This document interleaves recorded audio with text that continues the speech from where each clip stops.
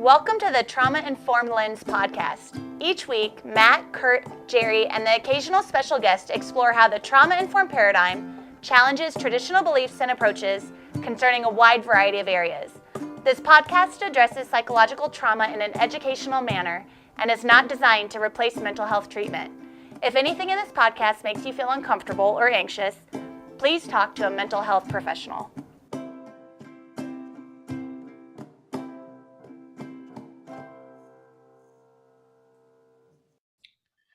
Welcome, friends, to episode 78 of the Trauma Informed Lens podcast. I'm Matt. I'm back here with Curt today. Jerry is on vacation, so probably, I think, playing golf somewhere if we know Jerry. Hopefully having a good round. We also, it was his birthday. We were thinking about having like a birthday celebration for Jerry, but unfortunately got sick during the timing. So you get Curt and Jerry and I today, and today we're going to talk about, I think, a concept that is really tricky, especially in high-stress situations, which is kind of the traditional over-reliance on punishment, looking at also what I kind of see as a continuum from punishment to discipline, and even I'm going to throw in a little bit about accountability as well and see, get Curt's thoughts on my thinking around accountability too.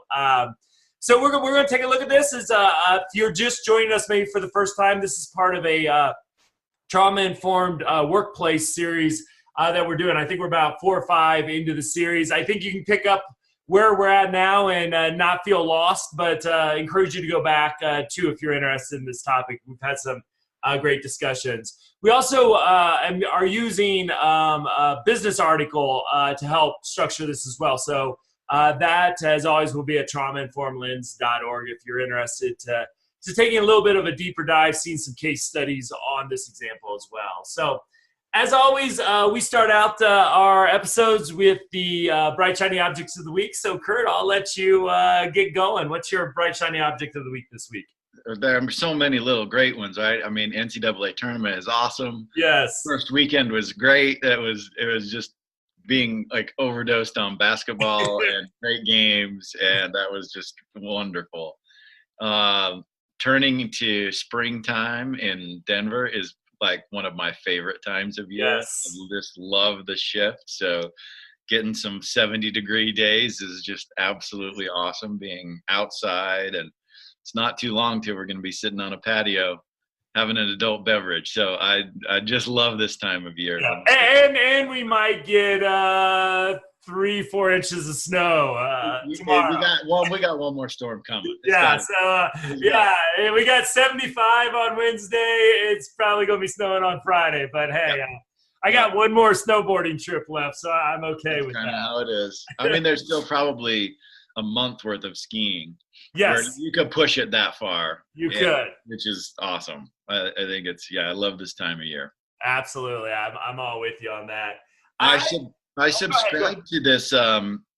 It's a website, and you get like a daily feed kind of thing. And there was this it's called Big Think. If anybody doesn't subscribe to it, it's pretty cool. And usually they have a really smart person talking for 2-3 minutes about some little topic. And one that popped up is one that was titled Emotional Agility. And I thought, well, that one was pretty cool. And it's a lot about this kind of idea of emotional labor, right? Where you are generating affect that is useful to a situation and then being able to delay the expression of affect that's not useful to a situation, being able to adjust that in response to social context. And that's something really important to being successful in the workplace in today's world. So I thought it was really, really cool. And it dovetailed into a Last Week Tonight John Oliver episode that came up about automation. And that was, I think it was last week this came up. And he had this great segment about what the jobs of the future will look like. And he was doing interviews with all these kids that were like third graders, right? And asking them, what's your job going to look like in the future? And he had them repeating and memorizing that the jobs that they will do are a series of non-routine tasks that require social intelligence and creativity. Because that can't be automated. Like we won't be able to do that. And so I thought, well, that's great, because that's kind of what we do. Like, Yeah. we need us that we do things that are non-routine, that require social intelligence, and that require a high degree of creativity. And so we've got a lot of protection from having our jobs being automated, which I thought it was pretty fun to see those things come together.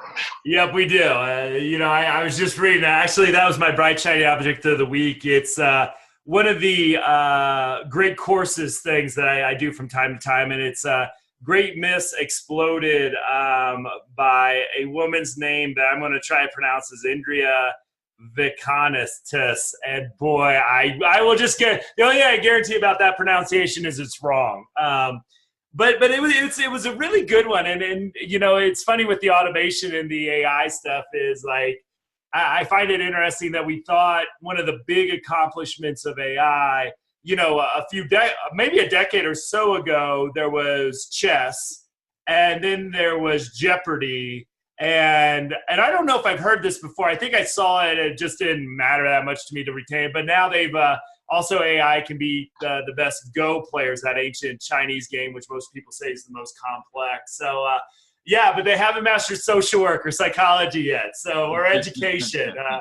I'm always I'm hesitant to say it never will happen, but I think our jobs are probably some of the more secure ones with that. But also, I'll just throw that Brain Myths Exploded out there as a good resource, I think, especially for people that might be new to the brain. And one of the things that just makes me appreciate going through this book, a lot of these studies she mentions I've seen in different places, but one is how many different contradictory studies that there are, especially about the brain and human behavior. I mean, the more you and this is why I struggle sometimes with peer-reviewed journals, because you get one study, whereas sometimes when these hit the book level, the author compares them to the other studies. And so it's this we're in this interesting time where we have so much information coming out about the brain that one study will show us a whole different reality. And then you can kind of put the two studies together and get a more generalized conclusion, but that's a little bit dangerous until you really study that generalized conclusion. So it's a really good book. She breaks it down in really I think digestible, simple language, pretty entertaining as well. So if you're looking for a long but really crash course on the brain, and really goes against some of the myths around multitasking and other things that's kind of out there, attention span, it's a good read. So a lot of stuff condensed into it, but she does a really good job teaching it. So another great course that I really appreciated. So let's dive into this topic. And one of the things I'm really interested in this topic, because I see too often that people that have not been trained in leadership or management, or just are under a lot of stress, or both of those.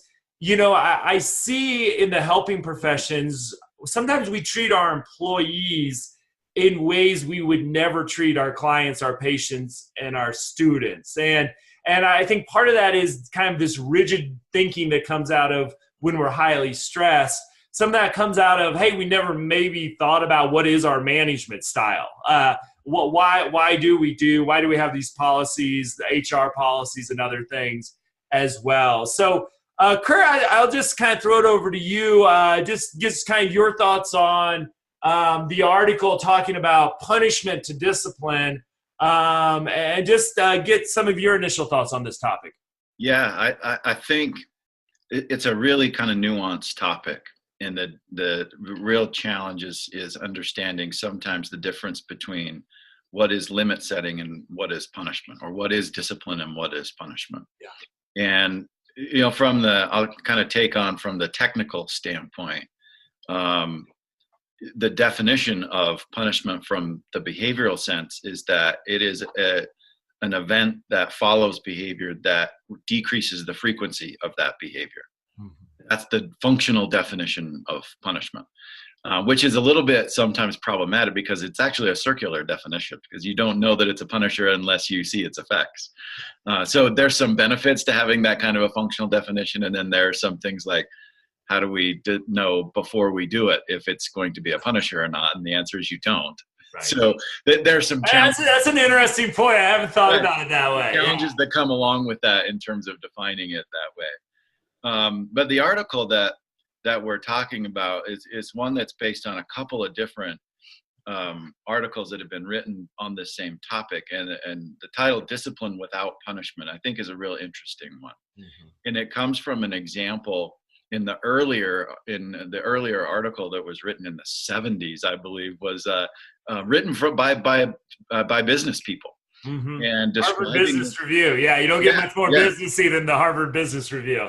And they're describing this situation early in the 70s where there was an electric company that had to manage, people who are climbing electric poles and, managing this kind of a workforce. And one of the challenges that they had was, what happens when somebody does something that is against what our organizational norms are? Which is a kind of a quintessential question. It's one that we all have to kind of grapple with. Like, especially when you take on the approach of being trauma informed, mm-hmm. Which can often be seen as more of a quote unquote kinder, gentler approach. And so it really raises this question of, what is it that we do when people do things that violate what our group norms are, right? And you get this kind of interpersonal kind of conflict that gets generated about either being trauma informed or not being trauma informed. And right, if you do things that people go, well, that's not very trauma informed, then how do we censure that mm-hmm. in this kind of accepting, like, if that's the only way that you go? So it raises some issues about, how do we manage a social group around these ideas and these norms that would be a trauma-informed culture? That means that sometimes you're going to have to say, no, that wasn't okay. Yeah. And how do we do that in a way that also honors that other person's perspective and honors what they bring to that situation? So it brings some really interesting challenges up. So this example was this company that had to manage their line workers, and they had developed some policies around kind of a multi-strike kind of discipline policy, right? That if you had one instance where you did something that was against what the group norms were, then you got a verbal warning. And if that didn't work, then you got a written warning. And if that didn't work, then you got a suspension. And if that didn't work, then, right? So they're essentially escalating what they intend to be punishers in order to gain compliance. And then that was written as a policy. Mm-hmm. And so the point of this business article was that there's probably a better way to do that. And the shift was really, there was still kind of this progressive nature to it. There was still, we're going to talk to you about, like, we're going to have a conversation about, here's what our norms are, here's what we want as a culture, here's what, tell us about what happened and why did this happen that was against what our cultural norms are. But it was a different discussion that got framed, even though the steps were basically the same. Yeah. It was still, 4 steps, right? It's just that what you did in those steps was slightly different. Yeah. Which I thought was kind of a great point when you think about shifting from being continually working towards becoming more trauma sensitive, more trauma responsive. It doesn't really necessarily mean that it's a 180-degree turn in a lot of ways. It's small little changes that you can make, of asking one more question or taking the time to listen one more time than you normally would, can be the keys to really kind of making that shift. So, let me ask you go ahead, jump in. Yeah. I'd love to ask you a question on this, because one of the things, as somebody who does a lot of what I call trauma-informed leadership training, one of the things I struggle with, because there's a few things that we see come in, we may get to this in this series of something, is one is the more democratic. I think Dr. Bloom does a great job in her sanctuary work to talk about the power of democracy, and from the business world and my reading, the people, collaborative decision-making processes, the better power is distributed throughout the organization. Usually the healthier and more functional the organization is, though there's exceptions to every rule as well. But, I just would love to get your thoughts, because one of the things I've always struggled with is, and this is kind of I think we can bring this back to the subject, but I think when you talk about discipline and punishment, you're talking about someone with power judging a behavior of somebody with less power as being inappropriate. when you boil it down. And again, norms, policies, procedures, all those things come into play. But usually, in most situations, the people with power that are also directing and creating those policies and procedures as well. And I'm stuck as we say here in a country who prides itself on democracy, and would probably rise up in revolt if we ever had a leader of our country who we didn't elect. I just think it's interesting when we talk about this topic about how dictatorial, how structured we structure our organizations in ways where that power is really held systematically at the top, where rarely do I see that employees have power. There's a couple of interesting examples of where this is the case. Gore Industries is one who makes Gore-Tex. I think is fascinating, but it's the people that, I doubt anybody listening to this has the ability to fire their boss. There's no votes of confidence from those we supervise of whether or not we're doing a good job and should stay in that role, or very few elect our leaders, so to speak. And I kind of wonder, when we think about the funkiness of power in our Western organizational structure, just of what it is, board of directors, executive directors, all that thing. How do you see power when we talk about punishment and discipline? How's that inform your thinking from the behavioral perspective, or just your experience as a leader manager as well? Well, power is a really interesting one because it changes the way that people perceive events that happen. Like, it really colors how you perceive simple, sometimes very simple interactions. Yeah. And one of the challenges that comes with being on either side of power is this change in perception.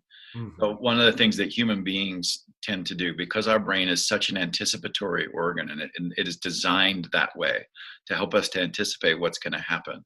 One of the things that it does for us that can be really helpful and can be really kind of problematic is we infer intent in a lot of different ways, right? So if we see a pencil move on a table in a pattern that looks like it's intentional, we infer intent on the part of a pencil. Yeah. Right? And it's like, oh my goodness, is that magic? Like I think we've all kind of had examples like that where you see a video or something like that where a magician makes an inanimate object move as if it has intention.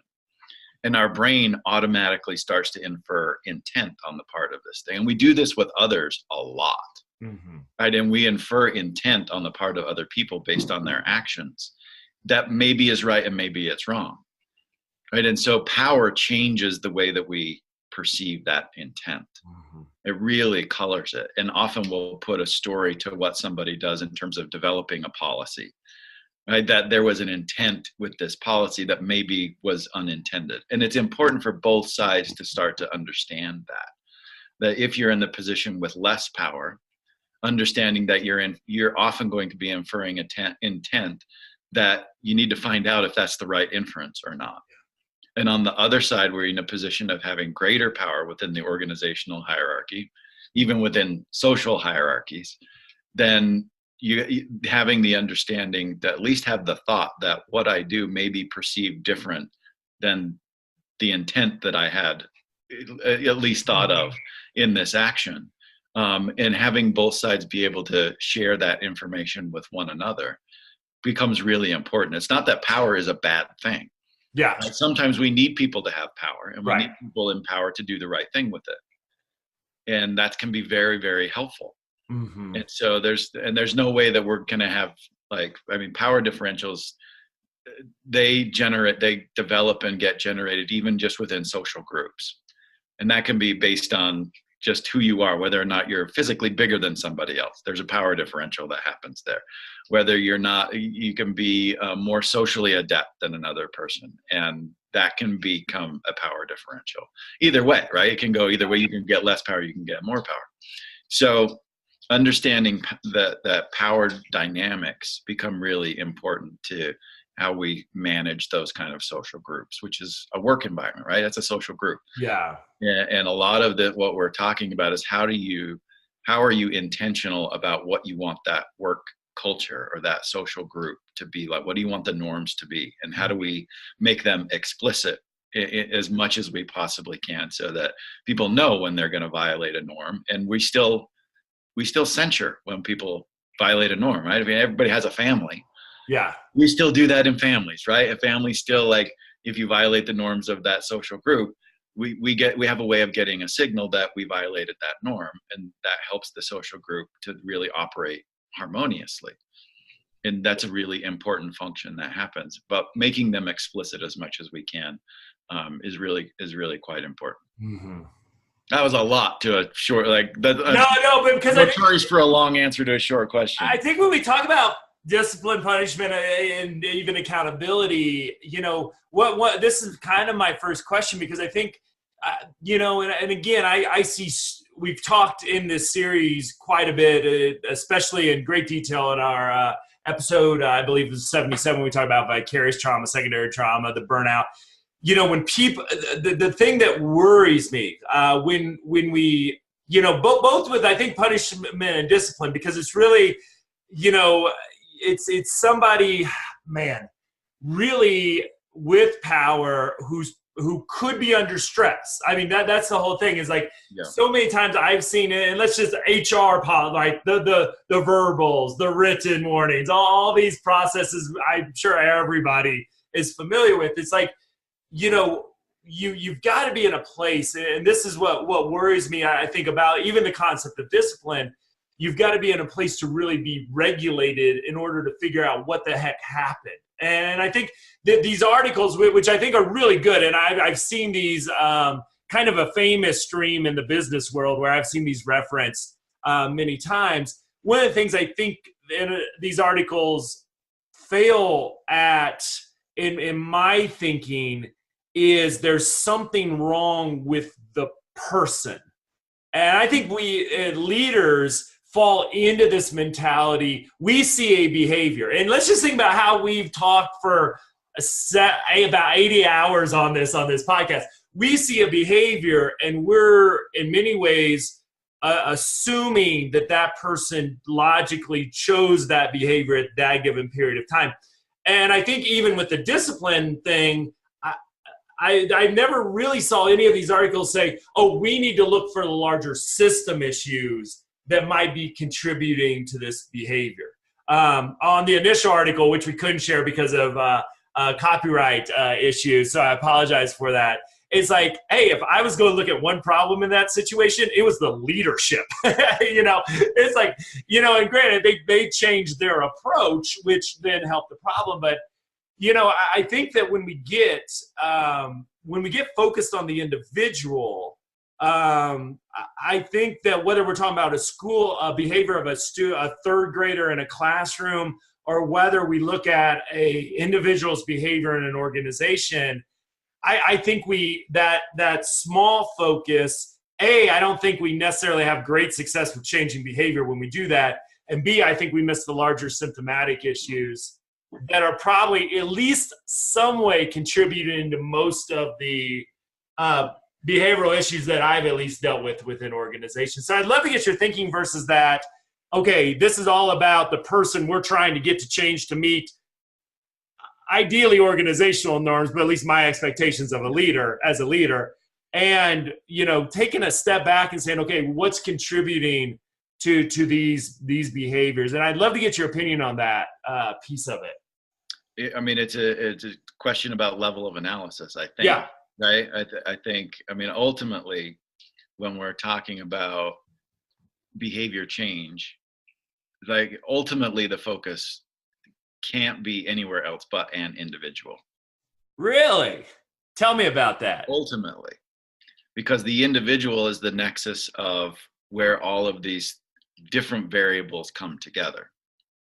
And so you have learning history, environmental impact, social context, like all of these different variables, they all exert influence on every individual. And when you're looking at even a group analysis at the group level, where you're like, that's where I'm hearing you say, look at the larger system level, right? That's how I'm translating that, is to look at collective, like the collective response to something.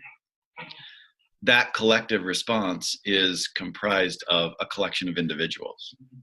Yeah. So you're still looking at that. You can analyze it at different levels, but the higher level or the group level, the aggregate level, is still a collection of individuals. So it boils down to that much if you're going to distill it every single time. So yeah, I mean, that's just a different question about what's our level of analysis, and you certainly get a different view with a different level of analysis. Right. If you only focus on every individual within that group, you may miss something if you look at it at a different level of analysis. And you get a very different picture when you look at like a group context versus an individual context. But still, that group context is comprised of a collection of individuals. Yeah. So there's just different levels of analysis. That's how I think of it. Yeah. So what? Your point is good about I think asking the right question, right? What, as opposed to what is wrong with this person as what's happened to this person or what's exerting influence on this person, are a couple of really great questions to constantly be asking, and kind of looking around and going, what is happening here, and how am I contributing to this? Right. Which is another level of, at the individual level, then you're using self-reflection as the individual level analysis. It's just you're focusing on you rather than another person. Absolutely. And that's kind of where, I like to take the spectrum, punishment. We need to be, I think very few people, again, I think we can get a more trauma-informed different definition of punishment, but it's a word, we don't like to use, I think, in our modern context. No, I think we still do it a lot. I think that just because we've changed the name doesn't mean we don't do it. When I think about accountability, which is a word I kind of like better than discipline as well, when I train leaders on this, and obviously I'm just kind of jumping into a complex topic without a lot of the background that I give before I talk about this, I agree with you, it's that deviation from our norms, or, I like to make those concrete as our organizational programmatic values, because what are those? Make sure those are stated. And this is a way to get people, if behavior falls out in line with those values, to help people get back in. And I'll put a picture of this up on the show notes as well. But, my first step that I encourage leaders to do is try to step back. And one of the big things I'm trying to do here is, too often, and I see this all the time, a behavior happens. And it angers people, the person with power, the supervisor, the manager, the leader. It angers it, right? So there's an anger response, and now I have power and I'm angry, and I've got to be very, very careful not to activate the fight response because I am in a position of power. So what I challenge leaders to do is first to step back and try to identify the real issue. Like, is the real issue, because I've seen individuals, and I'm as guilty. I've done some dumb things. I made some decisions in my career that I wish I could go back and change. And occasionally people do dumb things in isolation. But looking at, okay, is there any pattern of this behavior? That's why I think some of these articles are so powerful. It's like, wow, these were train wrecks of organizations, and train wrecks of organizations are going to have employees that are train wrecks when they come to work every day. So looking at the real issue is my first step. Again, I just want to slow people down, get the leader back in the window of tolerance.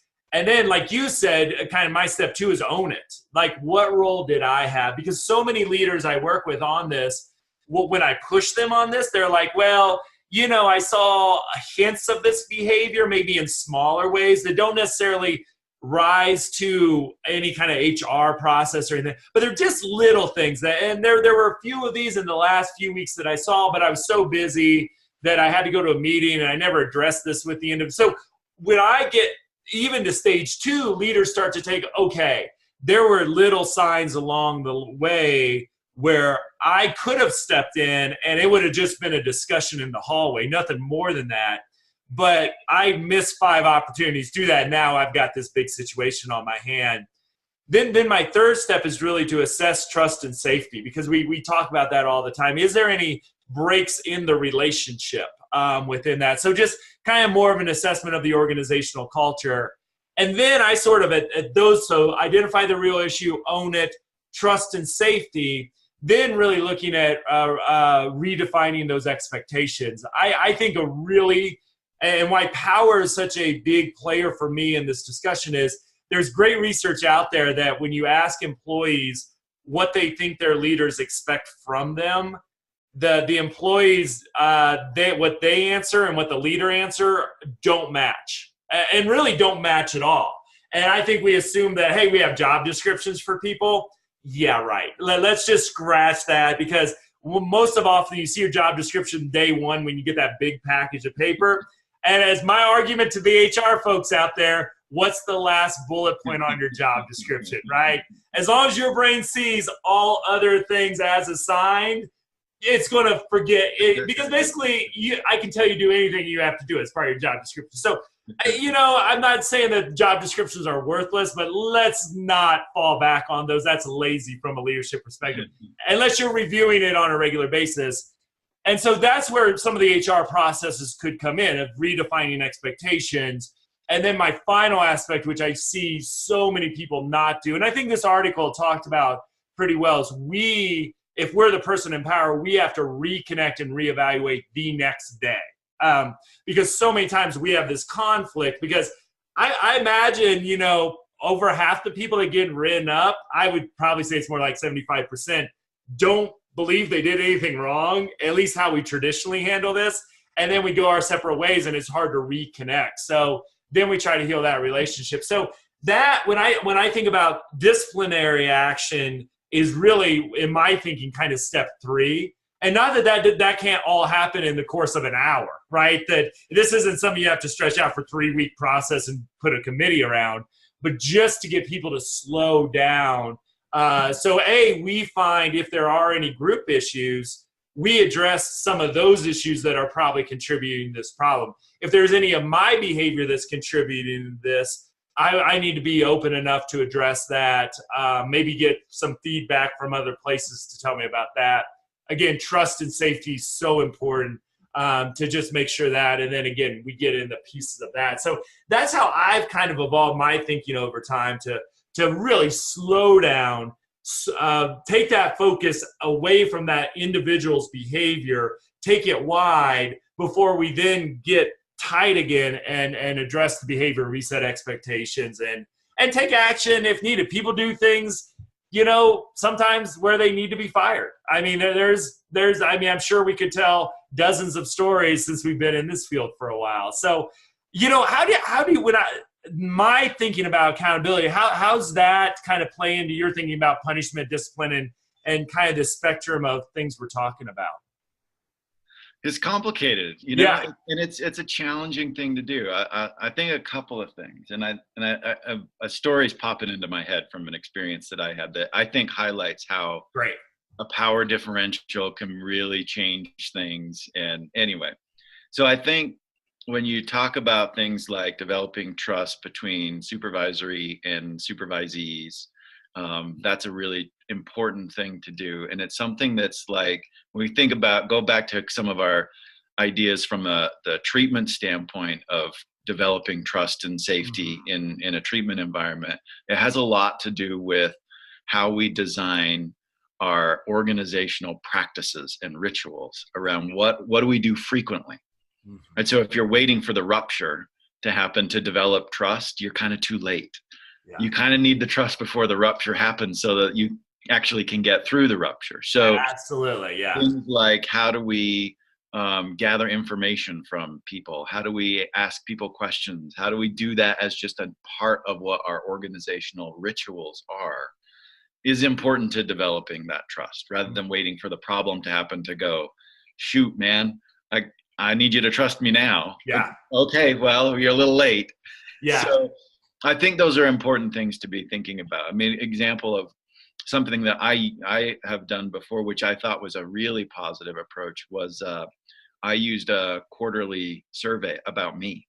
Mm-hmm. Yeah. And I gave that to all of my staff. I use SurveyMonkey for it. And I developed this whole thing of like the skills that we all got together and we're like, okay, what does a good clinical director do? Mm-hmm. What are their characteristics? And then I sent that out to my staff and send it every quarter.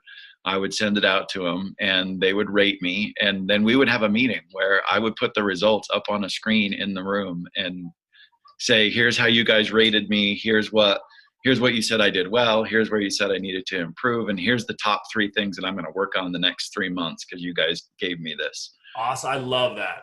It was a great process. Yeah. It was a really great process and it wasn't like I didn't have an individual interaction with every single one of them in order to do that, but I created a structure through which they could give me feedback and then a public way of saying, here's what I heard you. And I demonstrated, right, that I heard what they had to say by showing what the results were, and then gave a public commitment that I was going to respond to what they did, and they could hold me accountable in the next 3 months by giving the survey. So it was creating a process for that. Yeah. Well, and I think I love that. And in the business world, we'll often call this, and I love that you did it because I'm actually an advocate against once a year employee evaluations. I think there's a lot of great research out there that say most organizations, it's actually a detrimental process. I think they can be effective. That's a whole different podcast. But, 360 evaluations, but those only happen usually once a year as part of a larger process. And it's kind of a chunk. I love the fact that you got that feedback on a regular basis. I also love that it was outside a typical organizational process as well. I'm fascinated by that because I think that probably takes, okay, this isn't going to hurt Curt's pay raise if I put him down. You probably got a lot more, in many ways, honest feedback sometimes through that process. I hope it was. I hope, and it was anonymous too. I couldn't never tell who did what. What behavior did you when you look back at that experience? I'm not sure how long you did it for, but how that impact your leadership, your management style, and your approaches? The ones that I got rated on as performing well at the best, most consistently, was helping the group to have a positive vision of the future, and leading through change.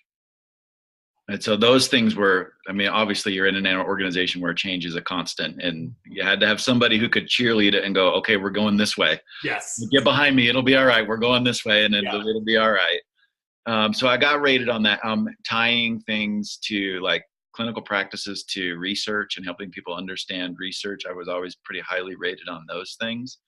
And then I would get low rated on things that honestly were hard to take sometimes. Like one I would get consistently rated lower than I would hope was people feeling deeply heard, that I listened enough, which made a lot of sense when I put it into context, right? If I'm always kind of leading the charge through change, and that meant that oftentimes it felt like I wasn't taking enough time to listen to people, because I would get excited about stuff. I'd have all this energy about, we're going to go this and it's going to be better and we're going to do all these things. And people were like, wait a minute, you didn't stop and listen to us. Right. And so it made me pause more frequently and go, okay, I got myself all ready for this change, but I've had, what do they call it? The marathon effect, that leaders have had much more time to sit with the ideas of change before you share it with your staff. And then they need the same amount of time and be allowed to have time to get used to the idea. And that helped me a lot, because I wouldn't have got that feedback otherwise. And it was happening whether I knew about it or not. And so being able to get aware of it really helped me to start to change that. And I think I would probably get rated low on it still. Like I always kept trying, like it never got easy for me. You're doing well. You're doing well. I still would be like, all right, I'm trying again. I will commit to do this one again. Yeah. But so that really helped me to understand how I needed to shift things slightly. Yeah. In order to be a more well-rounded and effective supervisor and leader. That's great. The other thing I like about the example, and I think this is always a struggle, and I think it has to do, again, with the power we talked about earlier in this episode. But one of the things, when we focus, and when we obviously the articles that we read for this episode were focused on this shift from punishment to discipline. But one of the things I see still that way too many or organizations sort of fall short on in their culture is that really, when I think about accountability, even though like if I'm training leaders specifically, I give them a structure to think about this before hitting that disciplinary action, HR sort of level action piece. But to me, accountability is not only a leadership function. I think when we think about discipline, when we think about punishment, it is, I can't really think of an example where it's not someone in power passing judgment on somebody with lesser powers behavior. And that's just the nature of it. It's a teacher in a classroom. It's a supervisor on a factory floor, whatever it might be. But one of the things I like with the shift to thinking from, again, punishment, discipline to accountability is that accountability is on all of us. And so one of my major components of a trauma-informed workplace, so one is we got to have shared values. And my whole assessment of shared values, if I walk through your organization and I stop people in the hall and I ask, hey, what are the values that guide your organization? Then I get about 85%. I don't shoot for perfection, but I want about 85% right answers, or the vast majority of people giving me 4 out of 5 or 5 out of 6, those things.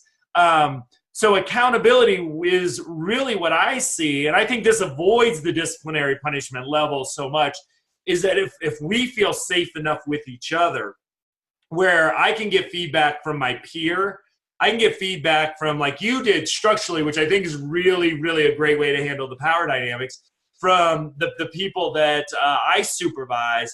You know, if we all hold each other accountable, there's where I see organizations really, I think, that's a sign of psychological safety, which is, I think, a huge part of anything labeled trauma-informed, whether that's care, whether that's treatment, whether that's organization, that piece of psychological safety. So my argument is like, if we have real psychologically safe environments where we all feel like we're in this together, we all feel like our voice is heard, that accountability, whether you're the lowest person on the organizational chart or the highest, it's really, we all hold each other accountable. And that's tough to get to. I'm not saying, oh, you listen to me say these words and you're going to like implement that tomorrow, because psychological safety is not a stagnant thing and it's not an easy thing, as with trust and honesty. So I wanted to get your thinking about, when we think about the discipline, the punishment, accountability, what do you think about that, as far as, you know, how we hold each other to our values and our norms? Yeah, I agree with you that one thing that's important is making sure that what our values are explicitly stated. Mm-hmm. And that's really important to do. There's no way they can be really shared if they're not explicit. Exactly. There's just no way. Hang them on your walls, I say. If they're not in your wall, people are going to know it. So absolutely no way.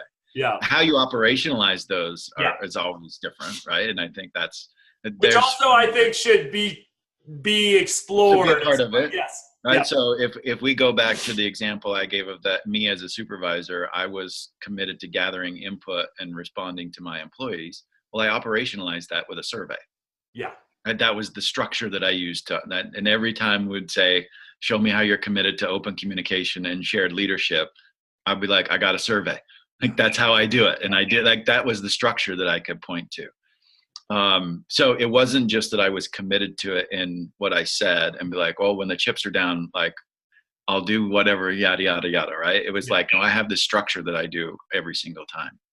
So, and kind of what that I think does is it helps, you know, what good teams do is they ask each other when they start to struggle with a challenging situation, they ask each other what they would do. Mm-hmm. I mean, we've all had trusted people at work where you're like, I got this problem. Yeah. What do you think? Yeah. Right. As you get people, then like, that's really where you start to think about people holding each other accountable is not necessarily censure over when we violate norms. Mm-hmm. It's asking the question, help me think about this differently, or what would you do, or how would you handle this situation? Then that advice or that input starts to be in line with what organizational and cultural values are. And that's the more impactful thing than waiting for problems to happen or for violations to happen and then we're going to do something to then correct that. Yeah. It's an important process that needs to happen, and how we do it is, obviously really a challenging and important thing, but more of the cultural impact is really going to happen with this question of asking one another for help within our teams. And that's really where you're going to get a lot of the kind of bang for your buck.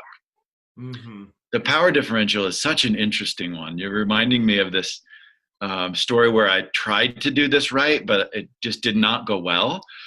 And it's one of these, I think it highlights the challenges here a lot. Like I had become the supervisor for a stabilization program.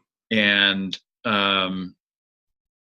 obviously I was the supervisor. I became the supervisor because something wasn't going well. So it was one of those situations, right, where you're kind of sent in to save the day and change things. Yes. Always such a tough setup. Always, yes. It's always tough. So I had hired a couple of new people, and I had hired this clinical service provider who was quite experienced. And she came in and she kind of had her way of practicing, which fine, great. I completely respect that. And then we started to have some operational challenges that meant that we had to change how we operated a little bit. We had to change how services got provided, who did them, and who was the recipient of them. We just had to kind of untie things. Essentially what we had is a model where every single clinician who was on this stabilization unit was assigned a case, and they had to do everything for that case.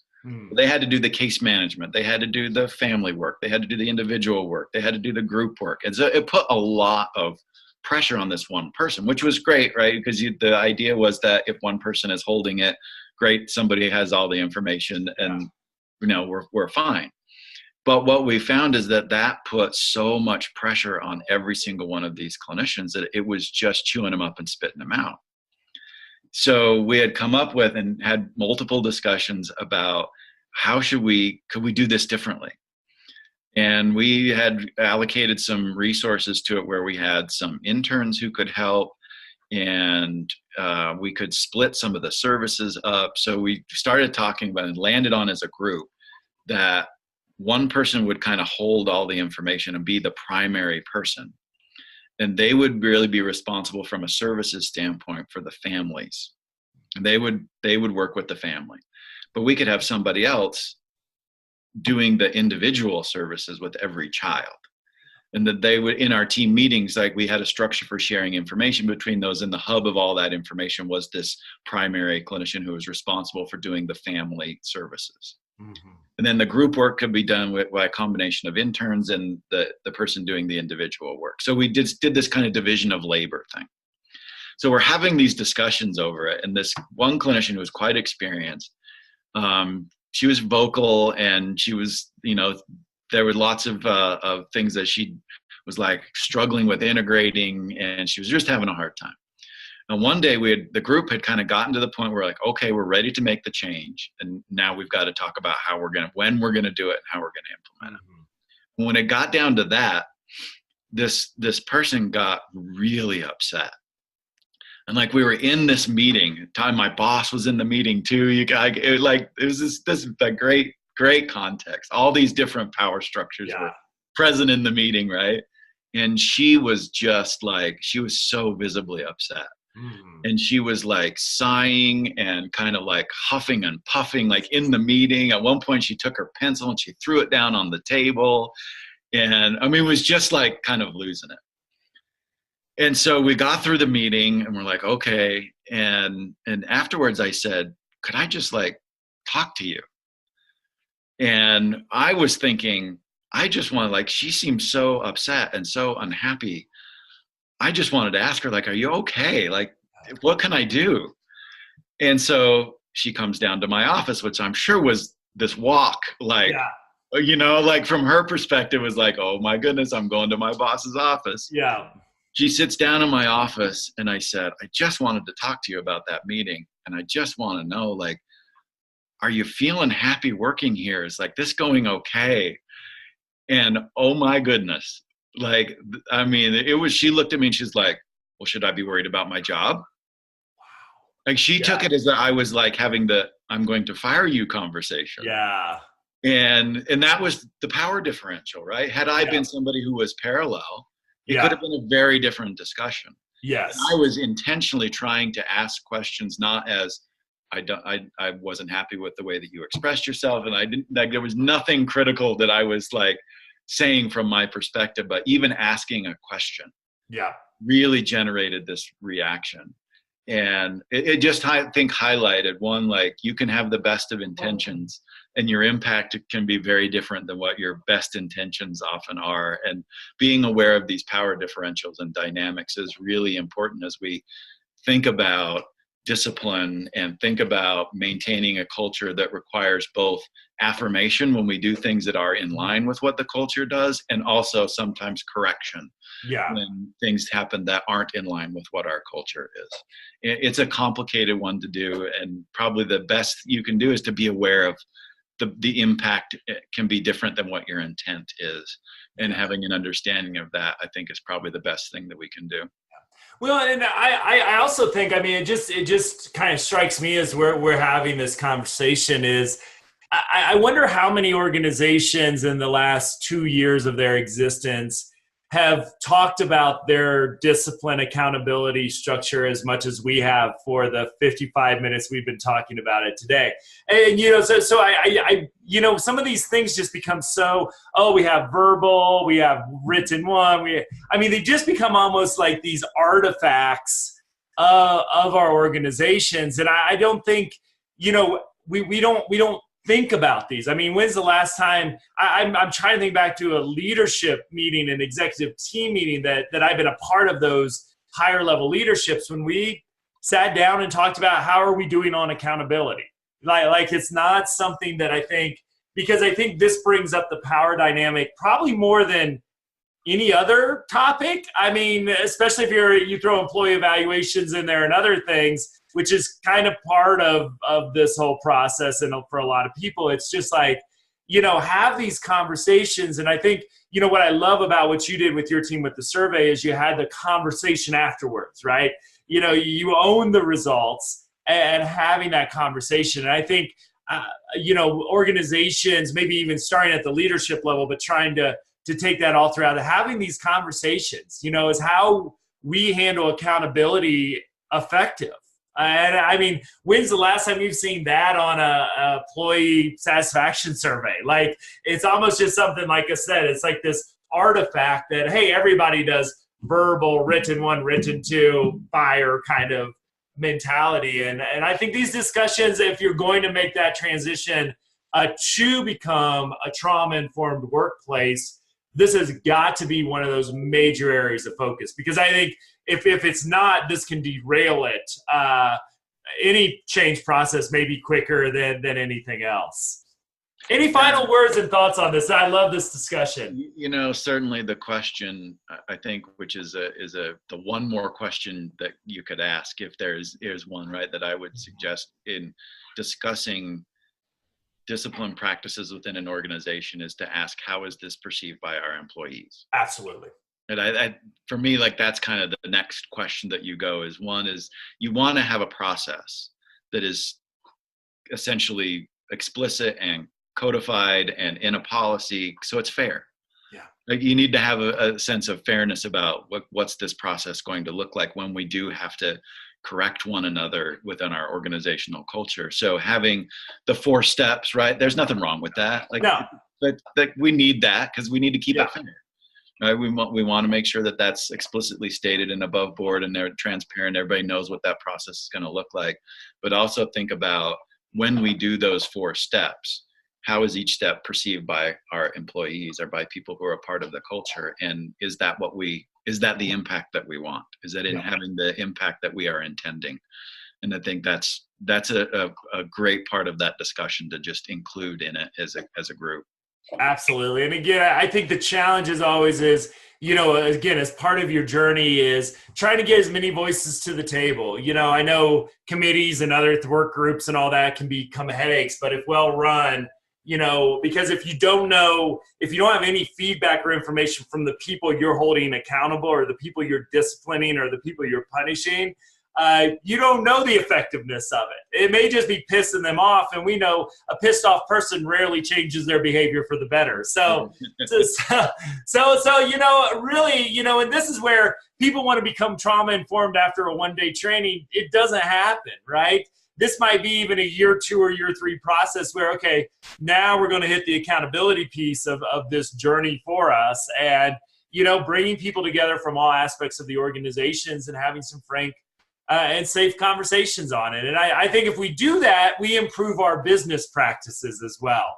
Our high performers will be happier because they'll see people that maybe not pulling their weight being held accountable. People will feel like they're probably heard in a different way and a part of this thing. So it's never an easy topic, but I think it's such a critical one on this trauma-informed journey. Yeah, it's a great one. It requires a lot of discussion and a lot of time and a lot of thought. Awesome. Well, I'm glad we had it. So as always, you can find show notes. I'll put the picture of the model that I use in my trainings there as well. We got some really good discussion questions for this episode as well, to help maybe structure some initial conversations in your organization. You can find that at all that as always at traumainformedlens.org. And so hopefully next week we'll get Jerry back here and we'll continue our exploration of trauma-informed workplaces. Thanks everybody for joining us.